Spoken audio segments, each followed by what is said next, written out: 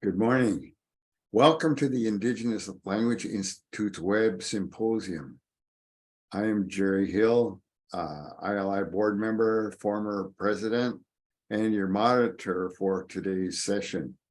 Today's presentation featuring Leslie Harper will last approximately 1 hour.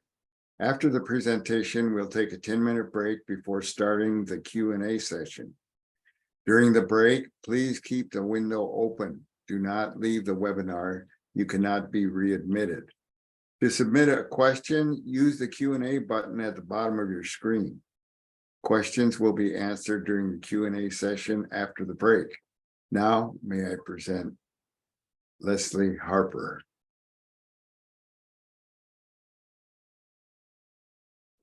Hey, Aneen. Miigwech, Jerry.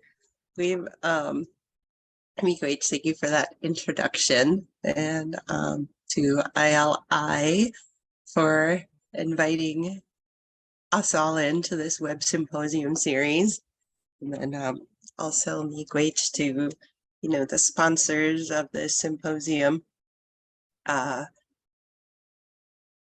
So this was a pretty broad topic to which we, people are invited to contribute speaking. So I was invited in and I said, well, what is the topic that we want to talk about?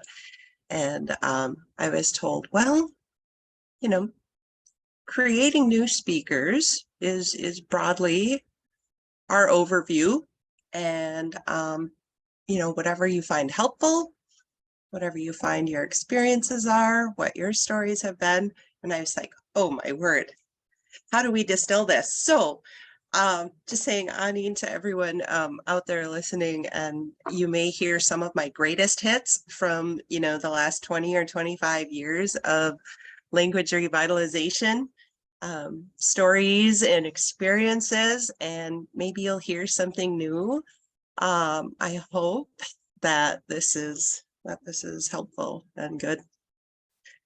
I am, as ever, I have prepared a PowerPoint of sorts to keep myself on track, because otherwise I can just sit here and tell stories all day long. So we're gonna go with, well, Laura, can I get a share screen, or is that possible? It says I've been disabled. Well, if I don't share the screen, you won't see the screen. I can follow it along here as well. We talked a little bit about what, who am I? And so I said, well, really looking at language revitalization, for me, the trail and the journey and the stories have been about rights and realities of language revitalization.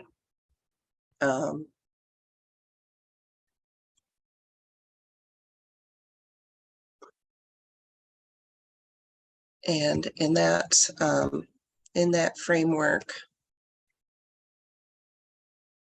that's kind of what I want to talk about today, is the rights and the realities of Native American languages. Via introduction, Nina sa Ojibwe Gabawekwe, Mioma sa Gazagasquajamekag, Indunjiba, Oma sa Ojibwe Waking Inda, Gayego, Chiakweban, Gayego ni Gani Benesiban, Ishnakazawadni Mama, Gayego, and Dede. I'm Leslie Harper. I'm an enrolled member of the Leech Lake Band of Ojibwe. What remains of our homeland here, and my time and context is here in north central Minnesota, the Leech Lake Reservation.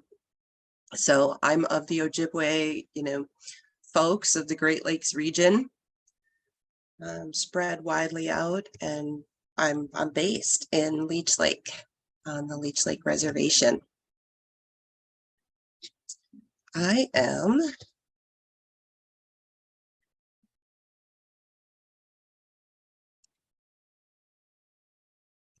looks like I've got share screen here.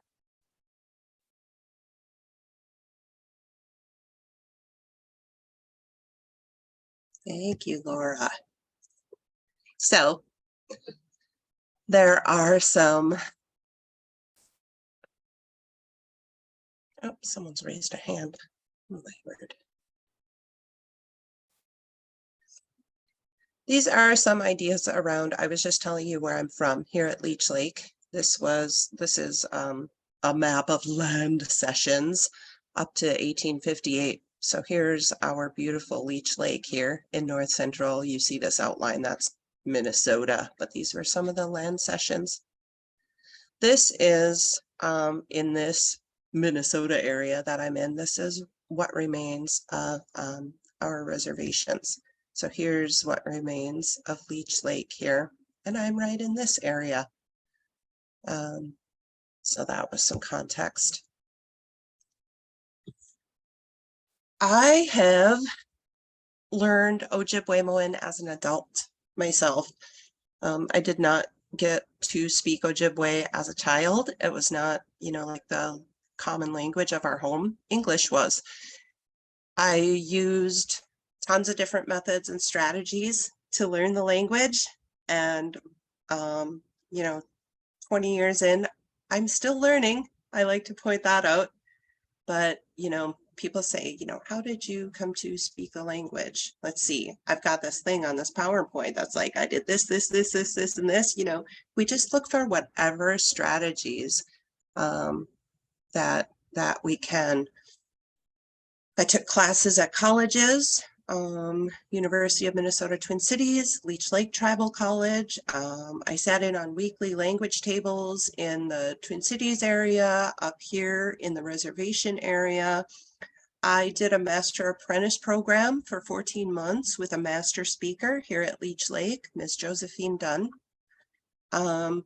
I participated in a lot of different ceremonial gatherings where I was able to hear Ojibwe spoken.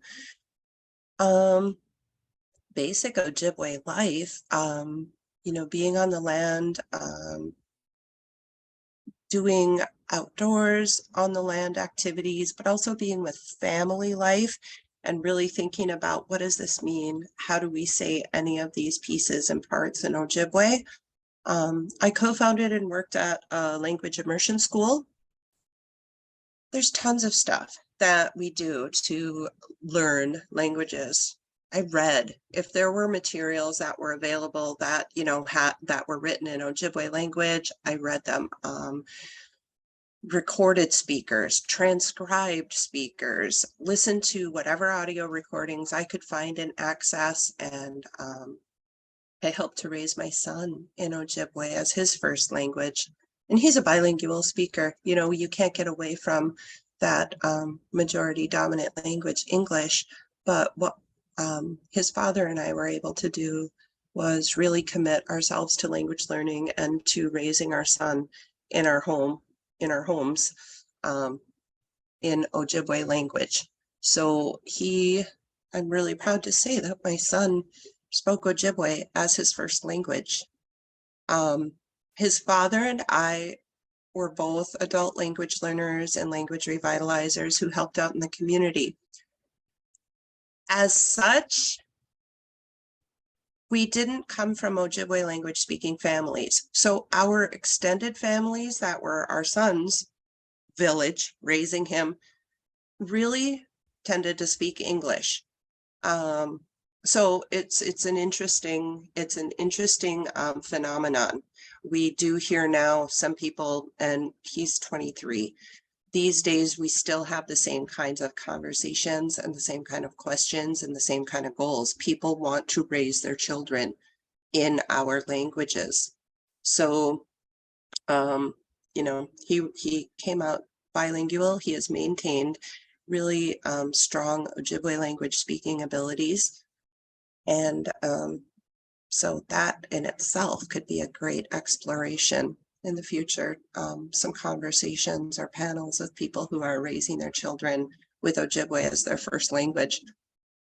That's not today's topic with me, but I would love to explore that with any other folks who are out there and raising their children in their languages. I think those would be really exciting conversations. A couple decades in, and just like everybody says, I'm always going to be working on improving my Ojibwe language speaking ability.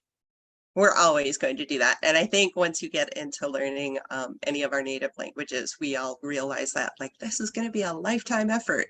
We had elders and master speakers who say, I'm still learning. I'm still figuring this out, right? I will be honest, my speaking has dropped off a little bit in the last few years. I've had fewer opportunities to be in spaces speaking Ojibwe with others. We are many of our first speakers here at home and in our region have passed away. And also like this whole weird pandemic shift and isolation, we did what we could to create online support and learning communities, but also, we just haven't had a chance to be as together and in practice with other speakers. So I'm getting a little rusty. I've really been reaching out to other language learners and language speakers to, again, have online spaces where we dedicate ourselves to speaking Ojibwe, and to meet up in some, COVID safe spaces to speak Ojibwe. And that's really intentional. We have to be intentional to even keep up our language. So there's never a point where it's like, I've learned it all, I'm set. And I think you all know that too. Anybody listening in here, I think you all know that. So that's some context about me, who I am, how I came to this. Just tons of different language learning strategies. I have always been hungry for our language. I've always been excited and optimistic about learning our languages. I grew up in a time in which my grandparent generation spoke the language, but not my parent generation. But what we often saw was people speaking Ojibwe were like laughing together, smiling a lot, and they really felt good. Also, they were able to talk about really serious life things in the language with each other and to talk about making decisions about different things. They would go to speaking Ojibwe. So when I think about that, when I think about the language models in my life, like that's a really cool idea. And it was so hard as a child growing up here in Cass Lake on the Leech Lake Reservation, in the time and the setting, to be arm's length away from that kind of understanding. It felt like I was like just out of reach of that kind of joy and happiness that I saw in our grandparents' generation, and that kind of determination that they had when they had to make some decisions, when they had serious issues to talk about and they started speaking in Ojibwe. I thought, what is really happening there? Like, I always wanted to be closer to that, and just really didn't have a lot of opportunities to be speaking our language, to be learning our language to that high of a level. And it was just the time. It was the time and the space of language shift in my own community. There's a little bit here.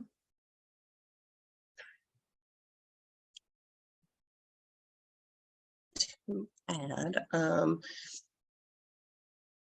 So there are a multitude of terms. As we're going through this, you're gonna hear me use different terms. So just kind of like clearing that up at the start, terms as I use them.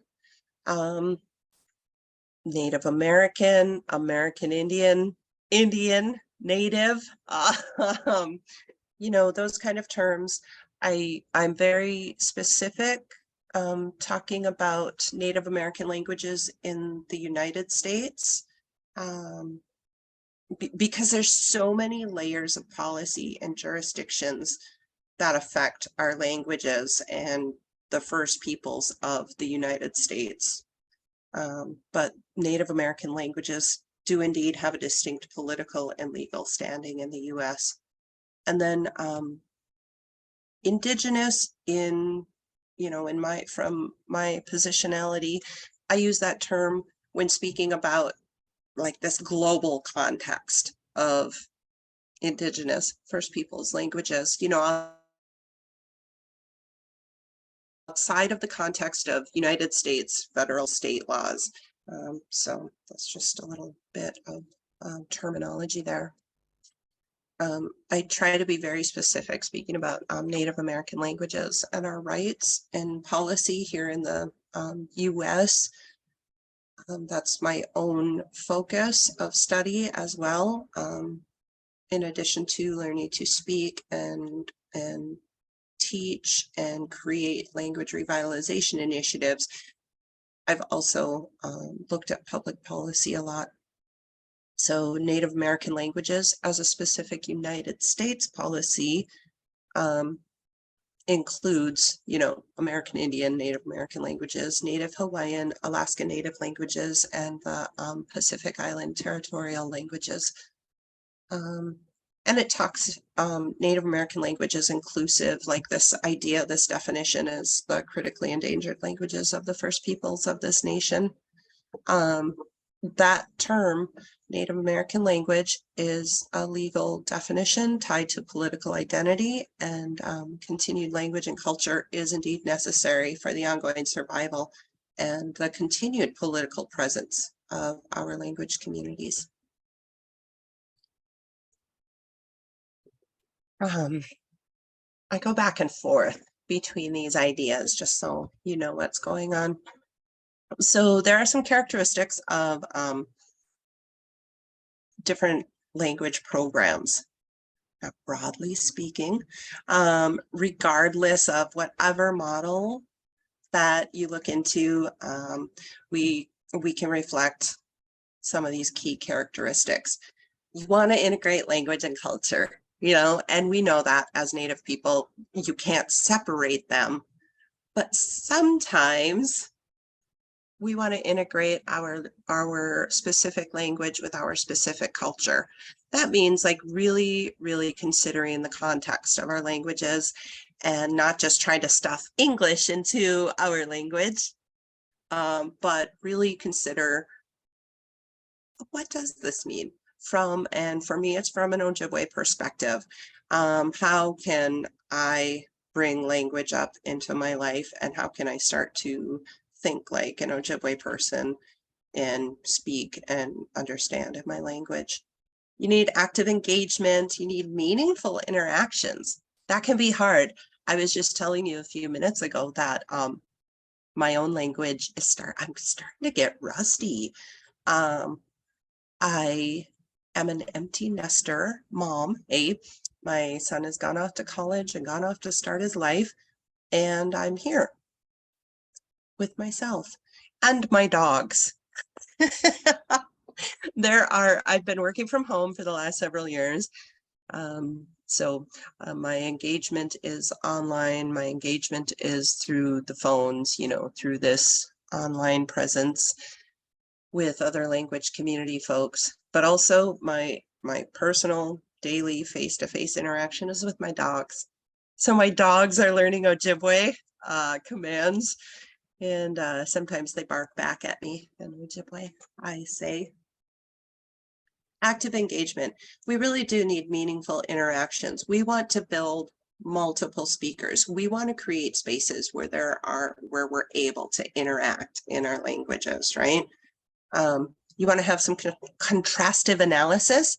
You want to build linguistic and cultural diversity within an affirming climate. I like that because we do begin to contrast what we understand from one language to the next, to every language that we learn.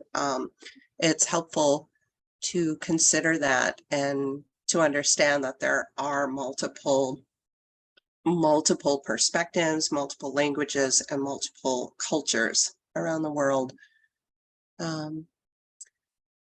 We consider standards aligned curriculum. We consider high quality instructional materials and exposure to authentic language models and texts.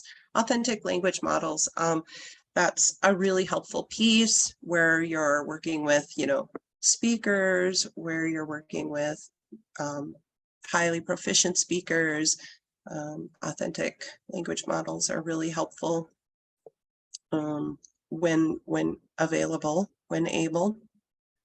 Valid and appropriate assessments, which sounds kind of formal, sounds kind of schooly, but no matter what your setting is in, you want to be able to see your growth. You want to be able to see where your challenges are, maybe where your mistake or error patterns are at, whatever your setting is in. And so you can adjust and improve. So valid and appropriate assessments for the setting that you're in.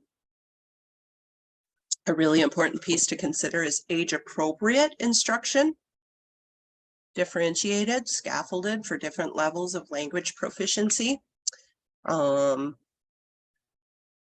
It's interesting. I have experience in a language immersion school that was elementary level, kindergarten through 6th grade, which was amazing. And then, but in the context of our community life, sometimes people would expect those children to become like at age 8 or 9 to, be taking on different roles in the community because they could speak Ojibwe language at a high level. And some of that may not have been age appropriate. We got to let kids be kids when they're learning Ojibwe language. And when we as adults are learning, when teenagers are learning, we want that to be age appropriate and relevant to their lives and where they're at. And us as adults, we need to be looking at what are we doing. So, we don't want to just focus on any one single generation in the community, but consider that. You need systemic professional development and support for teachers. As we're growing new speakers of our language, we're also growing new teachers, new master speakers who are teachers, right? And that means whether we're in an educational, institutionalized setting, whether we're in a community home setting, language teaching does have some really concrete strategies and ideas around it. So we want to also consider systemic professional development supports for that, trainings, orientations, different ways to help people be effective language teachers and language masters. Using technology integrated into teaching and learning is always handy. So those are some characteristics of successful language programs. There was another idea about language renewal, and I like this for its simplicity. Language renewal occurs in situations where speakers of a language speak frequently to others in such a way they can understand and respond. And it seems so simple, right? But when we get into our community spaces where we're creating new speakers, where we're creating new learning settings, sometimes all of these ideas and feelings and theories and curriculum and community psychological space ideas can get all jumbled up, and we can lose sight of like, what are we doing? We really want to create new speakers. So I really like this simplicity. Like, folks, what are we doing? We want to create situations where speakers of a language speak frequently in ways that they can understand and respond. Meaningful language input provided over extended periods of time, face-to-face interaction between speakers and learners. Learners are responding to speakers, and learners have a desire to learn and to communicate. I think sometimes we get in that, I can't see the forest. There's all the trees in the way, there's all these trees in the way. So we can get tied up in a lot of places, but really looking at, we would love to create new speakers. What are we doing at the end of the day? Other times we've talked about what do language programs look like. A very important piece in any undertaking that I've been in our Ojibwe communities with language learning settings is that there should be a spiritual foundation. Every successful project, every project that has shown growth for us has had a spiritual foundation. We started with the SEMA, and we included our spirits in there. And then also learners are the focus. Just like we said before, at the end of the day, how have you ensured that learners are getting their language? That the speakers of the language are the knowledge base. And we consider elder speakers and second language learners who supply language and cultural information. Curriculum and pedagogy. It's content-based. It's, very, very specifically looking at those ideas. And we have to be intent about deciding what objectives that we can plan out. Can we consider the presentation, practice, application of specific language forms? And that's a little more, we get really specific with that in academic settings, in language immersion sites, language medium sites, but also that was something that we were very consciously trained to do in our master apprentice training as well, which took place in the home and in the community, which was not connected to a school institution. Because if you don't really consider the integration of your instruction, if it's not looked at from a really, strategic, systemic way, then we might end up using strategies that aren't optimal and that are inefficient or, don't lead to good language development.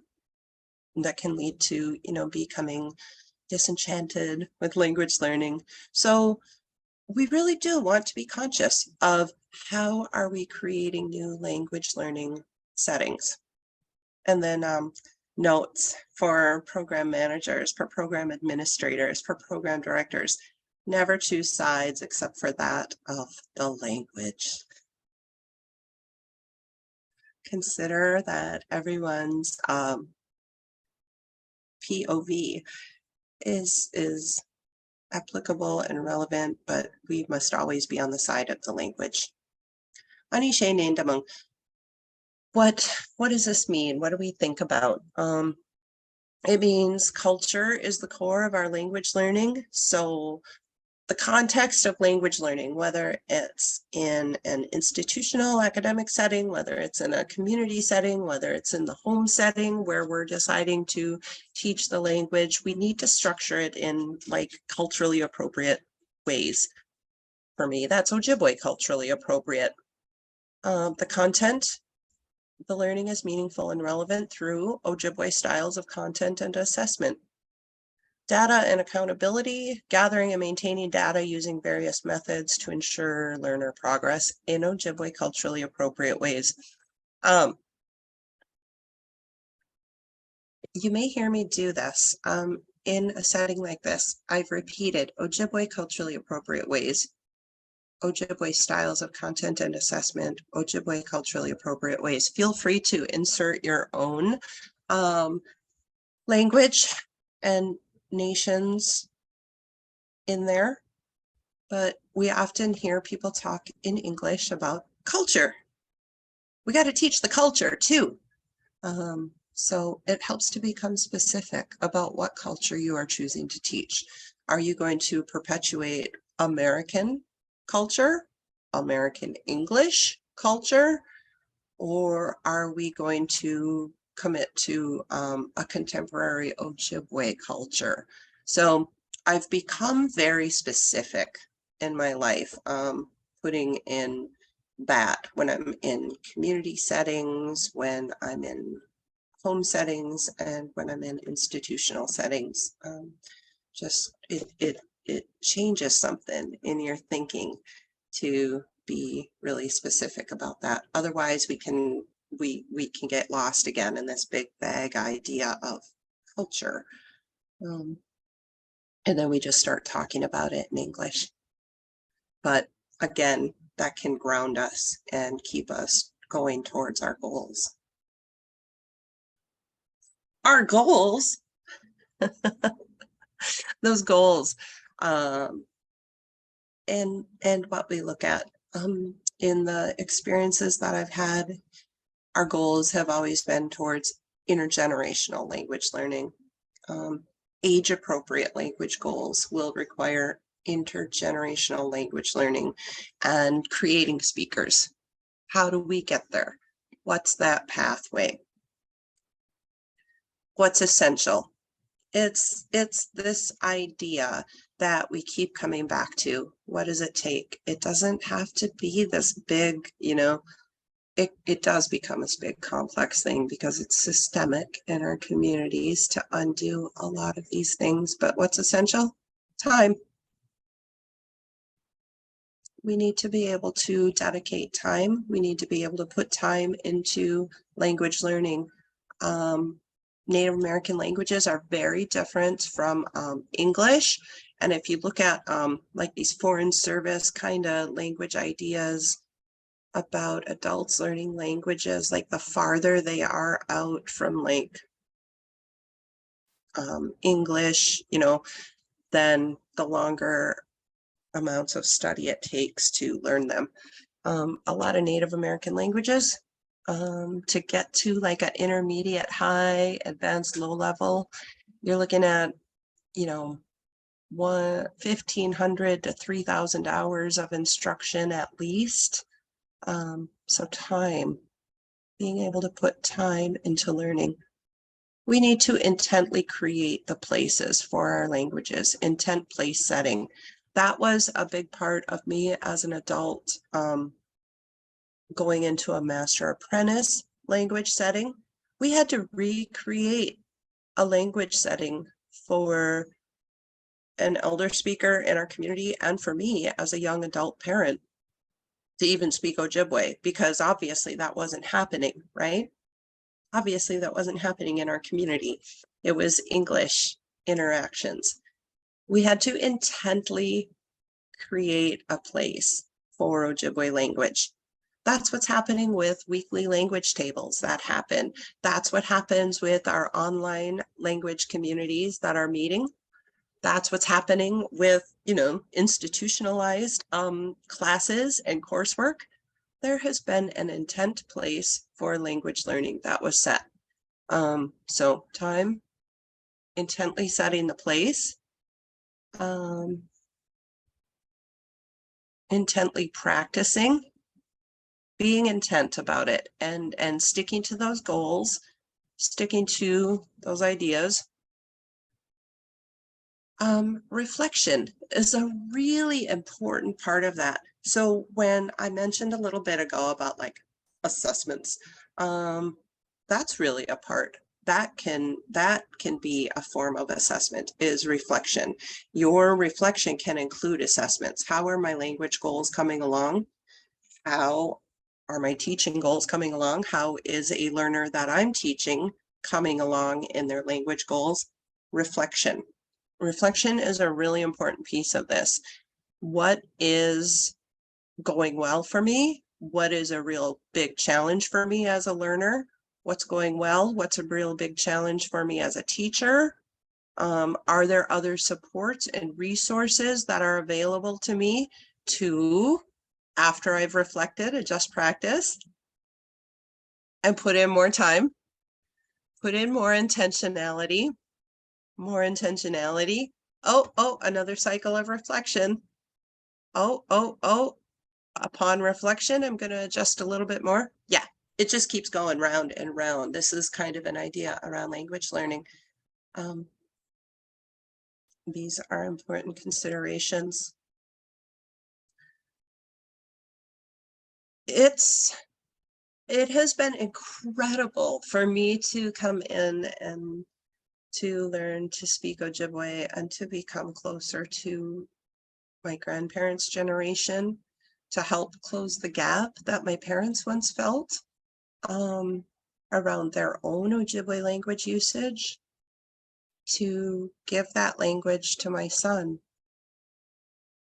I'm not at arm's length. It's not out of my reach anymore, right? It's amazing to come into that, and it opens up worlds to learn my language. Completely opens up new entire worlds and understandings and more room for love and more room for value. It hasn't all been rainbows and unicorns. There are challenges. There have been many challenges over the years too. And so this is why I was thinking about this talk being called, our rights and our realities. We really need to reduce this psychological distance to valuing Native American languages. Our languages have been devalued for, decades, for centuries. Our humanity was devalued as part of that. So we've got to go with care and determination. We've got to value and uplift those values. Personally, yes. Over a few decades, I have been ridiculed. I have been challenged here in my own home communities for learning Ojibwe, for raising my son in our language, for starting a language immersion school.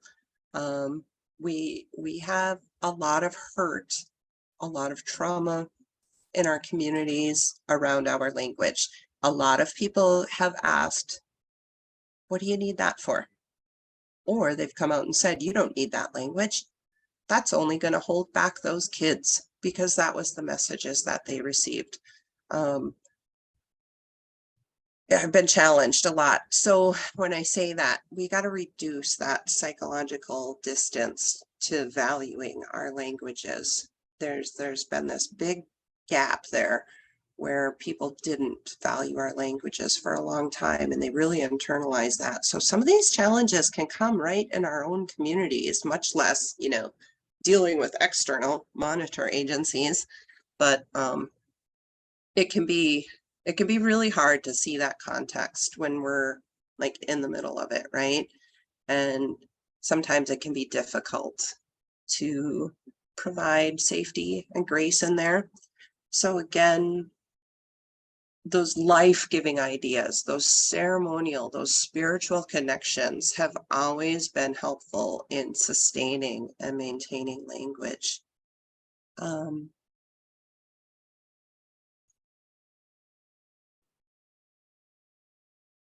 When we've been challenged, when I've been challenged, I go to that idea around the reflection. Okay, what are the conditions that support language learning? And just work to build from there. So just even having this idea of optimism around language learning. Constant reflection helps to maintain and sustain language learning, but this idea of optimism, like, I can learn our language. I can learn it to a high level. I can help others learn our language. I can help others learn it to a high level of proficiency. I can help open up worlds. I can help create a positive and help promote a positive language setting in our community. It can be really hard to maintain that optimism, right? In the face of challenges from your own community members. Maybe it's your own family members who were shamed out for speaking their language. So just thinking about,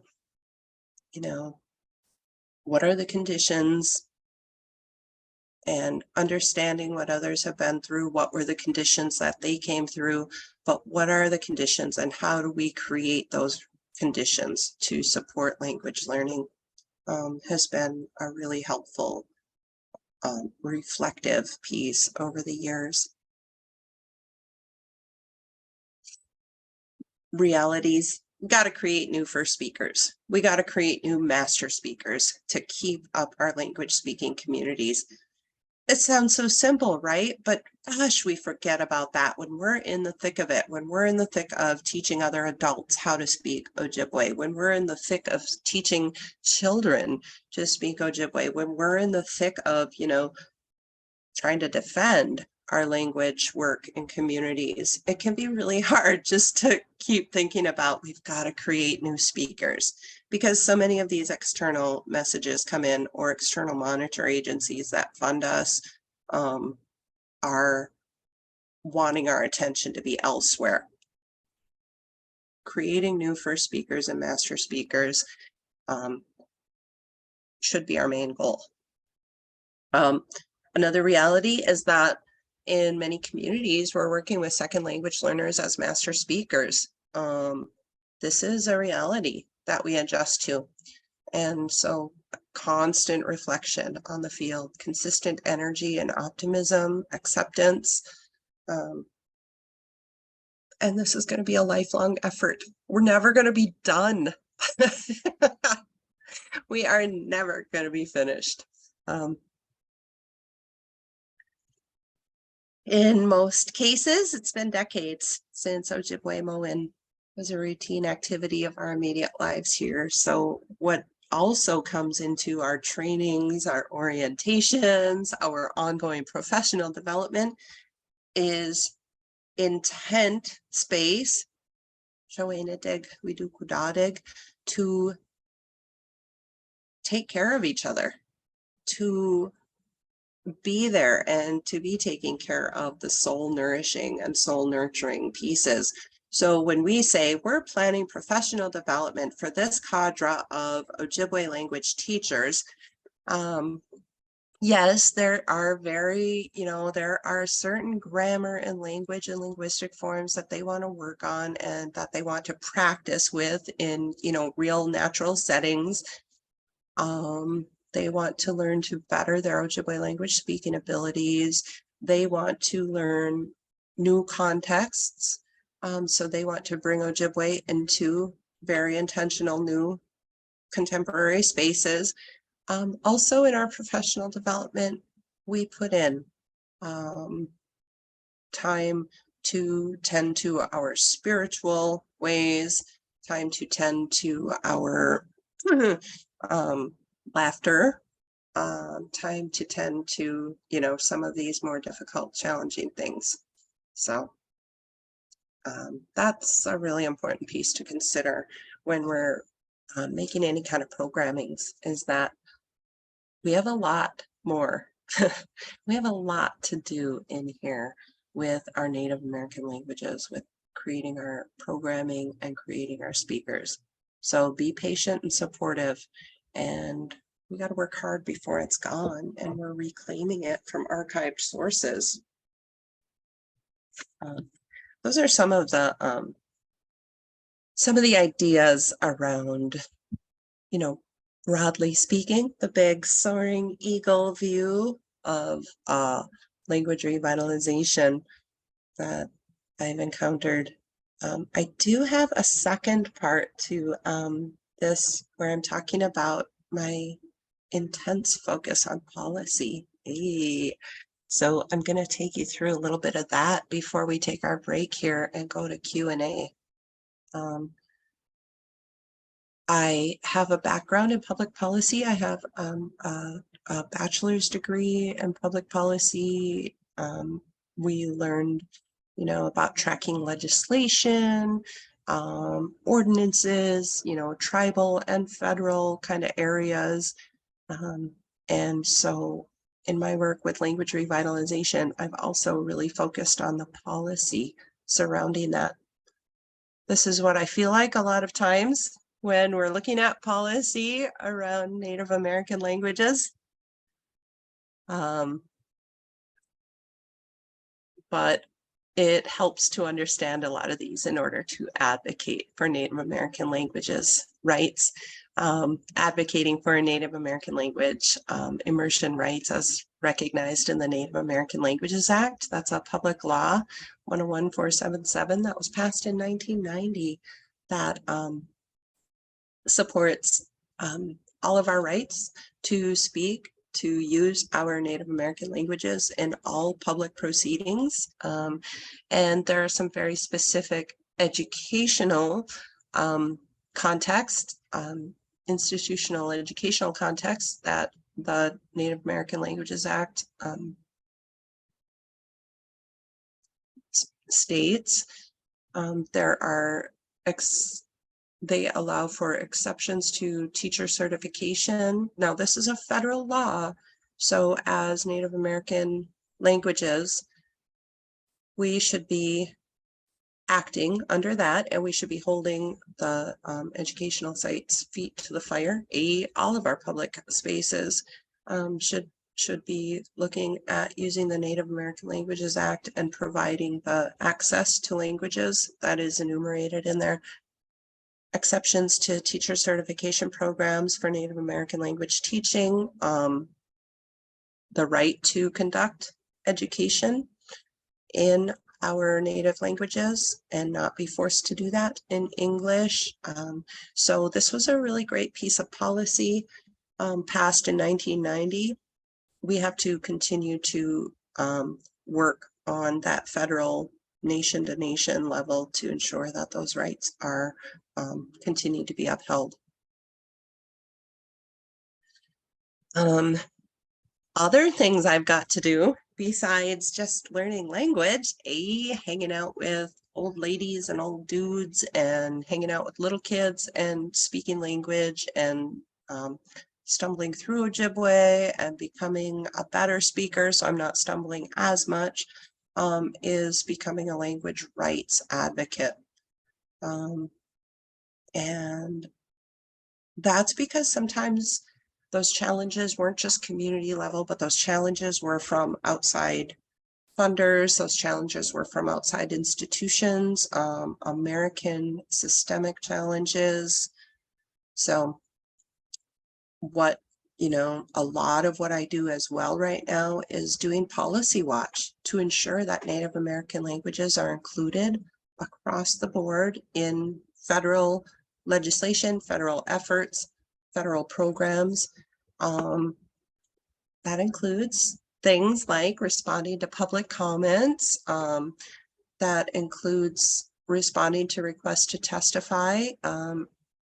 I give input on specific bill and report language at tribal, state, federal levels, research and support testimonies at federal, state, and tribal levels, regulatory watch and participation. What does that mean? Laws can be passed, and then a lot of times they'll make regulations, how you roll it out on the ground where we're at, where we're doing our language work. So doing regulatory watch and participation over the United States Ed Department, over Health and Human Services. They run the Administration for Native Americans, they run childcare, they run Head Start, they run Early Head Start. A lot of those places are places where we're including Native language revitalization and Native language learning programs for children, but also to train adults in our communities. So we keep a watch on what those departments are doing. Department of Interior has BIE, kindergarten through 12th grade schools. They have other related programs. They have post-secondary scholarship programs. So again, what is that department doing to support and create conditions for language learning? On state level and tribal level, we share networks of skills. My goodness, states are wild. There's always different, and tribes, right? Teacher certification and licensure, pre-service training, in-service training. Like there's tons of stuff to keep up on, as well as like, I just got to put time in to learn to speak Ojibwe. Additionally, I do a lot of this, and I work with other like-minded folks to look at these ideas. Skip that. We look for opportunities as well. where can we see opportunities? Where are there levers to move in policy? There's always, legislative questions. Where's the data on Native American or Indigenous language immersion outcomes? And so we have internal definitions that are determined by us, and we have external definitions. There's a lot of pressures to English medium outcomes.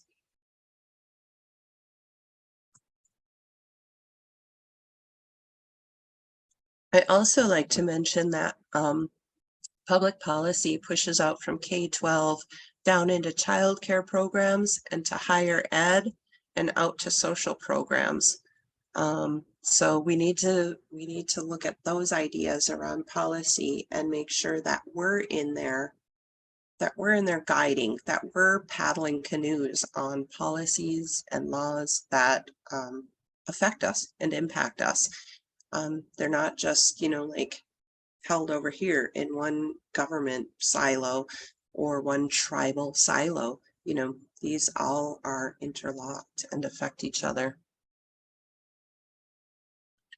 We get asked this a lot. What are the benefits of language learning and multilingualism?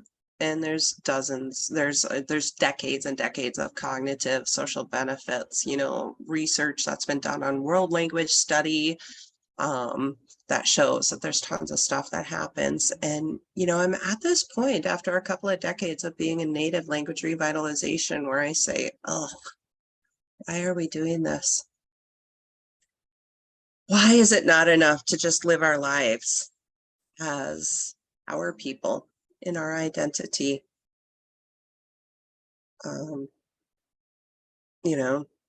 Where is our humanity in this? Why are we like on this constant treadmill to, find all of these and define all these other benefits? We need to start again looking at that value and determining the value ourselves and saying, this is our humanity. This is our specific national identity. This is what we are going to do to maintain our humanity and our personhood. So, creating new speakers of our languages. The routes we take are really different. We're all in different nations. We're all in different contexts, but that shared goal is, ta-da, create new speakers of our languages. So what happens here in Ojibwe country may not be the same thing, may not be necessary, may not be applicable in another tribe's area. They have a different context. And even, what I'm doing here in Ojibwe country may not be applicable to another language community. So again, we just got to look at what is our current condition locally, what is our current specific condition, what is the context, and how do we create the conditions locally, specifically for our language learning. So we get a lot of these ideas around, well, you got funded for this project, and can you scale it? Can it be replicated in other areas? Funders really like to say that. Government agencies like to say that.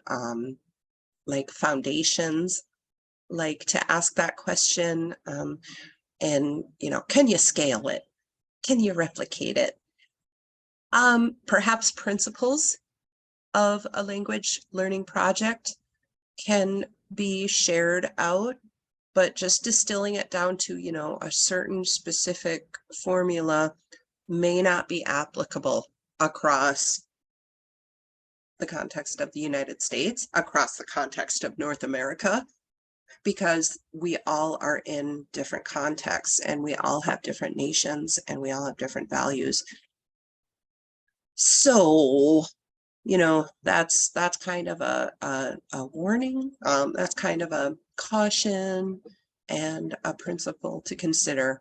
But really, how do we create new speakers of our languages? That idea can be shared out, and the idea and the processes around doing that. So we share gifts and skills with each other, just so that we can mobilize and so that we can grow I want to give you a little bit more. I'm almost done here. Just a little bit more context on the idea around language policy. Look at this slide. It doesn't even matter if you can really see it and really read it. It's just like all of these, like tons of different ideas. I mean, obviously it matters because these are really great pieces and parts of language programming, but really I just want also the idea, if you can just get this idea that holy cats, language policy is a lot. There are a lot of access points and a lot of places, because a lot of people, like, their eyes glaze over when they hear the word policy or law, but really language policy hits us in a lot of places. We can land on policy in a lot of different places. Language use, just a language use policy. It is our policy that we speak Ojibwe in this setting. You know, that is a policy that can be, strongly enforced. That can be a good base of existence, certifications and authorizations. Who's determining those? How do we determine those? Are we asserting our rights through the Native American Languages Act? Are we asserting our rights through Native American nationhood, through our states, through our federal, how are we considering certifications and authorizations? There are routes that we can take to determine that ourselves. Calendars and schedules. We can set whatever calendar and schedule we need to support our languages, right? You say, we're going to set this many hours, we're going to set this many years, we're going to set this many hours per course. So that's a policy.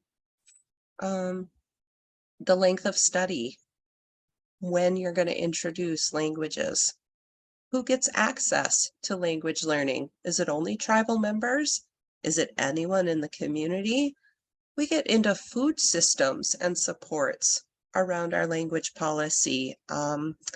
Environmental issues rely a lot on language policy. Data sovereignty, who gets access? How is language? How are the supplemental pieces accessed? Access to funds. So what is the economic value of language in jobs in the workforce? That's language policy. Have we created intentional space so that there is an economic value of language in jobs and workforce? Are we using this for workforce development? Can we create a space in our community where it is economically viable to live in our languages? Because for a long time it hasn't been. So, really, really pulling that back in. Infrastructure.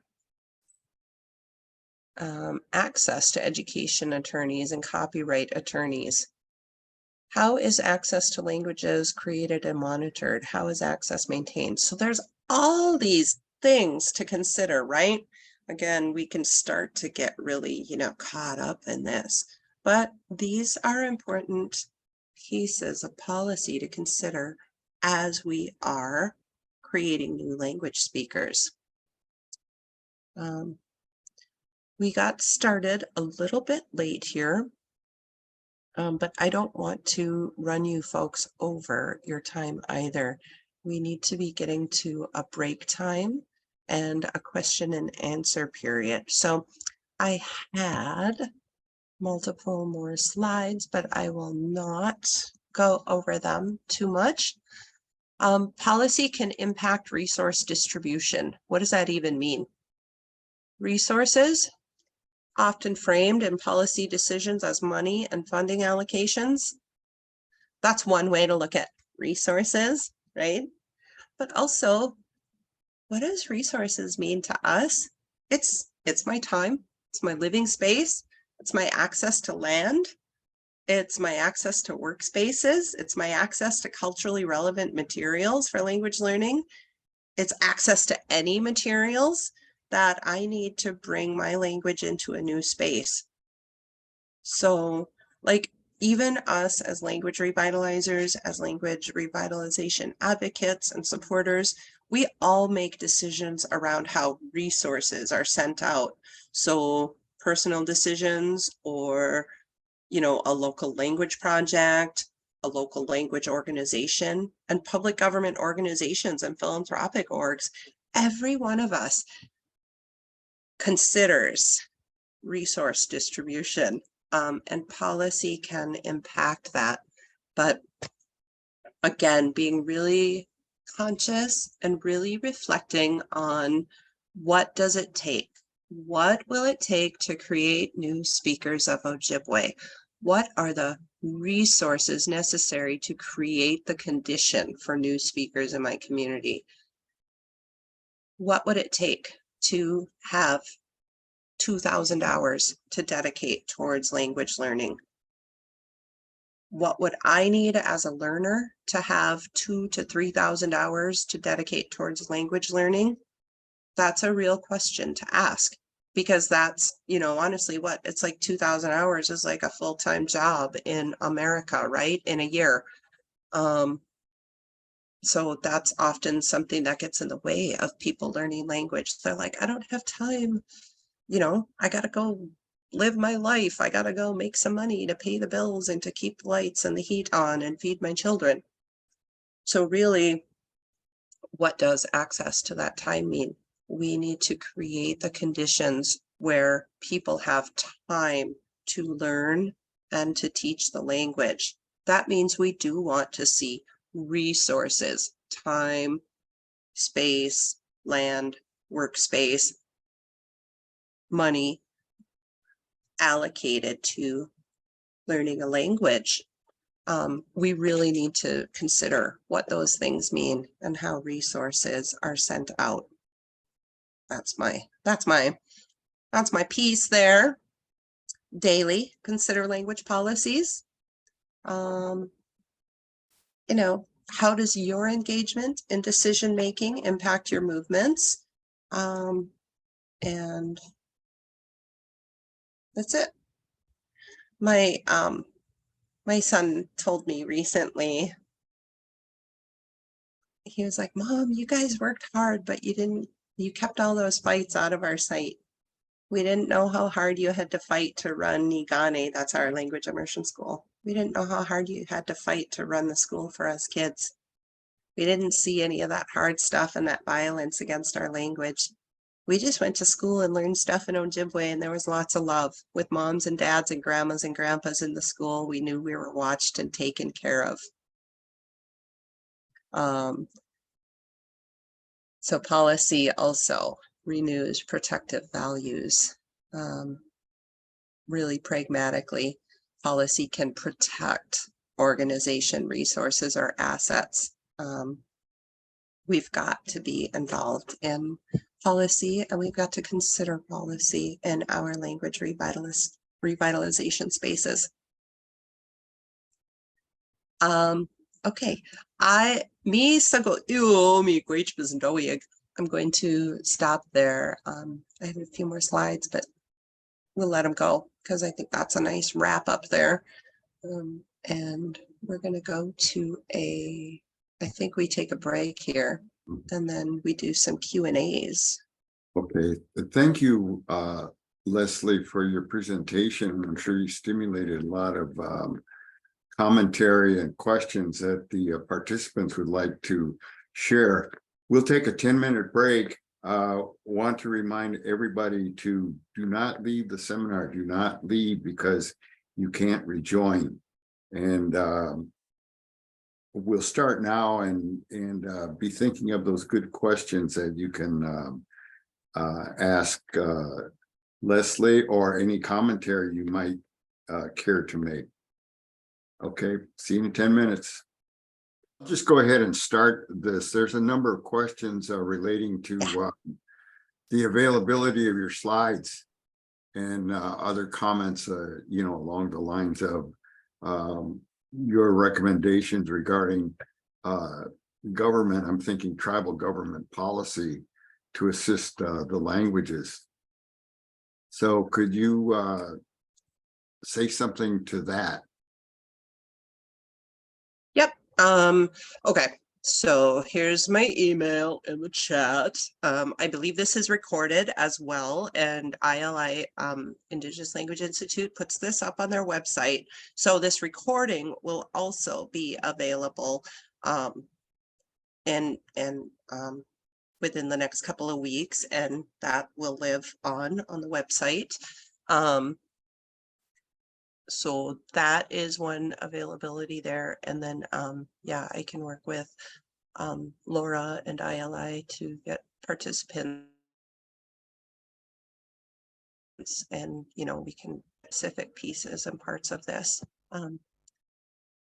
Language policies within government structures, recommendations to nations.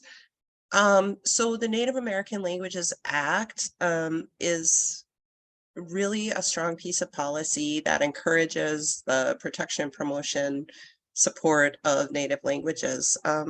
There's a part in there that encourages Native nations to make their languages the official language of their nation, which, you know, has different rights associated with that, different protective factors associated with that.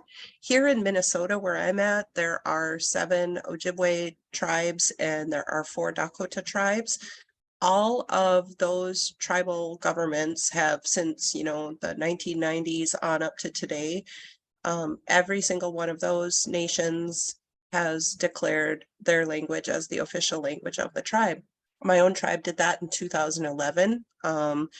Red Lake, I think, was the first. They did that early, way back in the day. But yeah, so some people will be like, well, that doesn't mean anything. Nobody conducts business, blah, blah, blah. But it sets a policy baseline. It sets a policy baseline for us to build our programs out from there. To say this is the official language of our nation, the official language of our tribe, then we can assert that right in all of our areas, all of our public proceedings. I mean, there's still challenges with that, and there's still, you know, hills to climb up and barriers to work through, but it sets a good policy base right there. So starting out and just saying, this is our official language. My tribe passed a very simple resolution, you know, I think 3 whereases. Whereas Ojibwe language is important to us to, you know, continue our nationhood or something. You know, I don't have it memorized because I'm on a video on a Zoom here. Usually I can spout this stuff right off, but it was not complex. And so anytime there were challenges, or, you know, if somebody's like, we want to cut funding to your program from the tribal government, you know, we pull it out. We pull out that resolution with the tribe's logo on it and say, well, how important is this? Where are we putting our resources? That's a good start. But that can also be a good start for human resource policies. Is there a requirement that the language is spoken? Is there a requirement that the language is spoken in whatever programs across your tribal nation? Whether it's health, whether it's human services, whether it's judicial spaces, that can be a base as well. It can go to pay policies. Do we pay more if people can demonstrate that they're highly proficient in our native language, if that's associated with other policies for employment or for workforce development? So those are some examples of language policies within government structures. Hopefully that's helpful. Leslie, Leanne Foster's asking a question that's probably reflective of many reservations where the membership is scattered throughout the United States. And her question is, do you suggest someone start their language revitalization journey when they're living off the reservation? Yeah, that is a big question, isn't it? I mean, we're all like subjected to everything from the 1950s relocation policies to, you know, looking for work, looking for everything. We have generations of our native folks who don't live on a reservation, who have not. We have generations who have grown up in urban areas or border towns somewhere off the reservation. So, you know, the context of language isn't only included in the borders or the confines of a reservation. Again, I will speak to my context here in Minnesota. We have the Minneapolis, St. Paul metropolitan area in the southern part of the state, which is one of the largest, maybe the largest, one of the largest. It's a really big Native American population there of like tribes from all over the US. And in fact, in the last maybe 5 to 10 years, we've actually been seeing just a great blooming of Native American language programming in the Twin Cities area, which is far, far, far removed from our reservation communities, right? There's a lot of action around community language tables, reclaiming space, reclaiming names and place names, and the university and colleges are really promoting their language programs, which becomes an access point for people, right? They take some classes at the college or university and get really inspired and really, you know, they get a really good base of learning, and then they go out into the community and reach out to more language speakers. And so we are seeing like just this great blossoming, this great blooming of language spaces that aren't connected to the reservation, that aren't bound within the boundaries of only a reservation. So that's a context for me here in Minnesota. I realize that may not be the same in every place.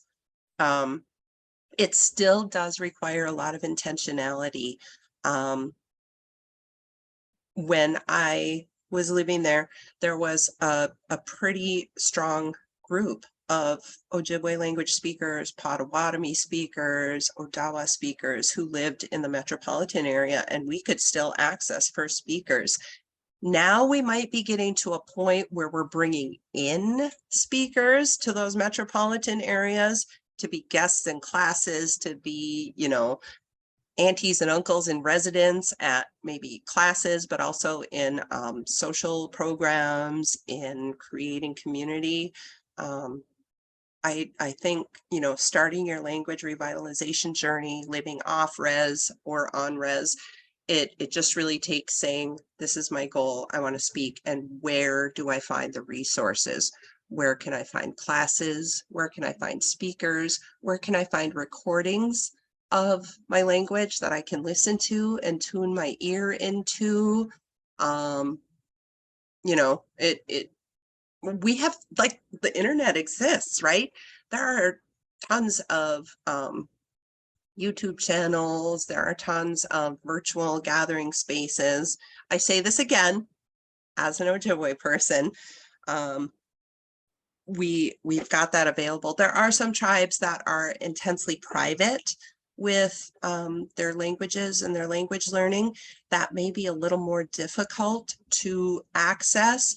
And in that case, it's like reaching out to the tribe. If you're not sure where to access that, at least reach out to the tribe to which you're connected, and say, how can we access this from a distance? We are your people too. We are your relatives. We've got to be relatives here.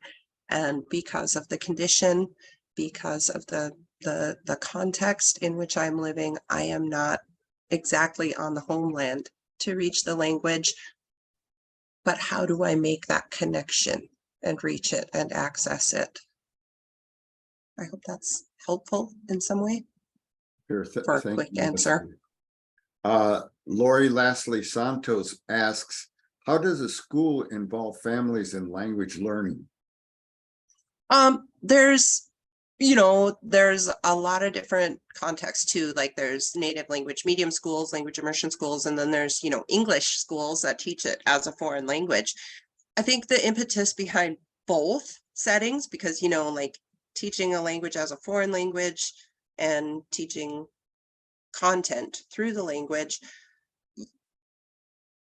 you don't want to just silo out and just be working on that. And the very principles of, you know, Native education policy from the very beginning have always been community-based, have always been involved the family. And also there are many protective factors in, you know, educational settings, in kindergarten through 12th grade educational settings for students and families. There are many populations defined in United States education law that are to be protected. And there is a very intent focus on students and families. So it's important to know those laws. Once again, I am like, policy, know those policies. The United States education law, and again, I'm speaking from my context here in the US, the US education law is primarily a civil rights law that is meant to ensure that different unique populations are all afforded equitable access to education. They have defined very specific populations, and Native Americans are included in that. And the focus, the words in the actual law often include students and families. So how do schools involve families? We want to make sure that when we're allocating resources, we're also creating community space. We're also creating what we can do as an access point for families and for community members to access the language too. You know, don't just focus it in those four walls of a school, but we really want to think about that language being a language of communication for multiple people. And again, that gets tough because of all the systemic, you know, white supremacist systems of America get, you know, real focused and real, you know, blinded to, you know, we just want to do this. But like, open the eyes, be optimistic, and see the possibility and involve the families in the language learning. Intently prioritize that, intently allocate resources towards it, and advocate for more if needed. Leslie, Nadine Eastman asks, how does one create speaking spaces when there is not much support or opportunities to grow as a second language speaker?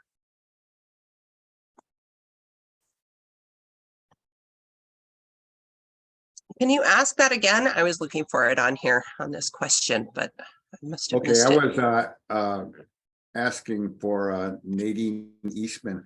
How does one create speaking spaces when there's not much support or opportunities to grow as a second language speaker?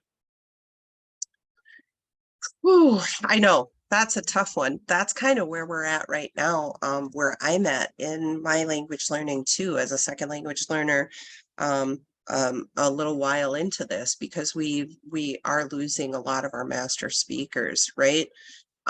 There's not a ton of master speakers to go and be with. Their health may be going downhill, or their time is really in demand now that, you know, many of us are starting to see the critical need and the urgent need to be with them and to collect that. We always want, like I was saying, we always want the authentic sources. Secondarily, finding ways to access, you know, recordings can be a really helpful thing, whether that's contemporary recordings of speakers, whether that's learning how to work with museums and archives that may have recordings of our speakers. Some languages, some tribes, some languages may have some stuff recorded like in books or in writing. Accessing that can also be a help. It is hard. It is really hard. And again, we come back to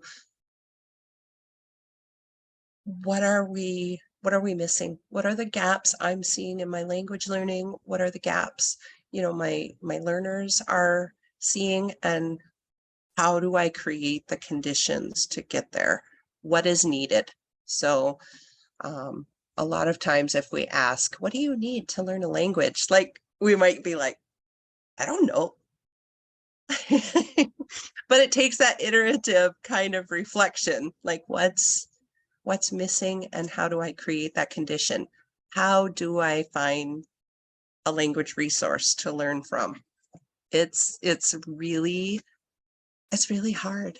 It can be really difficult, but looking for archived resources, if there is actually no speaker resources, can also be helpful.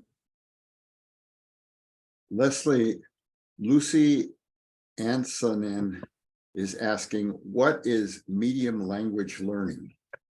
Oh, I use it, we use the term language medium or language immersion where a Native American language is used as the medium of education. It's used as the medium of communication. So right now we're using English as the medium of communication. So language medium has been defined at some state levels as a legal term to describe Native American language medium education. It's a more specific than language immersion education. And so you might hear me use that term too, because I work with a national network of language practitioners. And so in some states, that's recognized as a legal term to define Native American language education sites.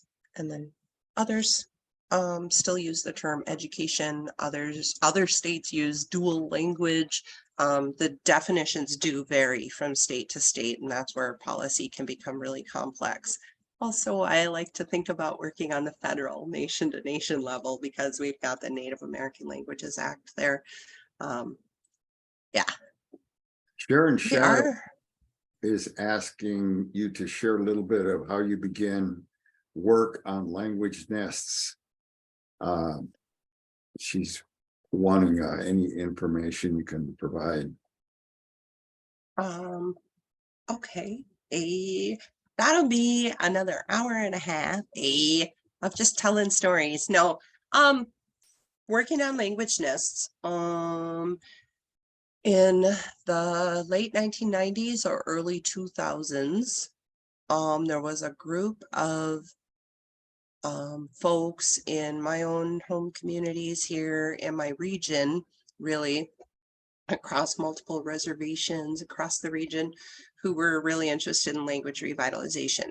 We had elder first speakers, we had younger adults who wanted to learn the language, who, you know, many of us had children that we were wanting to teach the language to, and we were trying to find ways to create space to transmit language intergenerationally. And so somebody said, let's capture the space of childcare and Head Start. Head Start's real popular in our communities for the 3 to 5-year-olds before they go into elementary school. We have a really big Head Start program across our reservation. So somebody said, that's a big amount of time. There's physical infrastructure space that we can capture, and there are multiple child age people, 3 to 5 years old, and there are Ojibwe speaking elders who work in that setting as well. Let's flip the switch and turn that into Ojibwe language immersion. So one of our 17 Head Start classrooms flipped the switch and provided Ojibwe language immersion. That ran for a couple of years. It was really challenged. It was really difficult. All of the other sites were, English medium, and there were people like, well, why do you only get to do that there? Can't you come in and do that in my classroom? Like, no, you need to take on that language learning. So, it's a capacity building effort. So meeting many challenges. So that was one setting. Another time, I was not involved in that one. That was some community members before I became really, highly involved in language revitalization. But that was looked at as a really great model because they developed a lot of the child, elder, parent, social, just daily living language. They captured a lot in there because that was just natural daily living with children, elders, adult parent age people. So we, looked at that as a really good model. And then also when it came time to consider, like, are we going to do an expansion? We started a language immersion elementary school and decided that we would partner with the local Bureau of Indian Education School. That was after a year and a half of community considerations and stakeholder planning and engagement ideas around, what's needed and how can we do this? What's going to be a good shape for this? Where is their infrastructure? We did a lot of behind the scenes kind of stuff to get to that, to start our elementary school level language immersion site. So there's a lot to go in on that. And, feel free, give us contact us through ILI, contact me through my email, and talk more about planning and community planning. Okay, Leslie, I think that's the end of our. Yeah, we're way over time. Yeah, do you have any parting words for our participants? Yeah, Gidinwewininaan Ginawa. Just thank you so much for being here today, for listening in, for your engaging questions, and keep doing your good work on your languages, please, because you all inspire me to do better and to advocate for you folks too.